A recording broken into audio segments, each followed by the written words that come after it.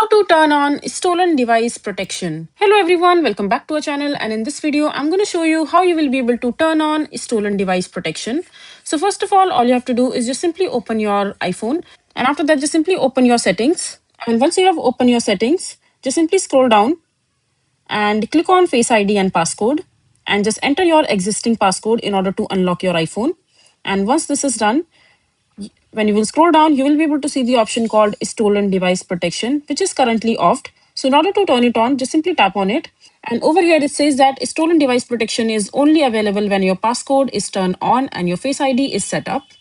So just simply come back and click on Face ID setup. Now you have to simply set up your Face ID over here.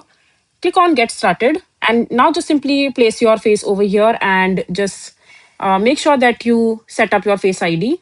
And once your Face ID is set up and your passcode is turned on, just simply click on Stolen Device Protection again. And now you have the option to toggle the bar and turn your Stolen Device Protection on. So this is basically how you will be able to turn on stolen device protection in your iPhone. I hope you find this video to be helpful.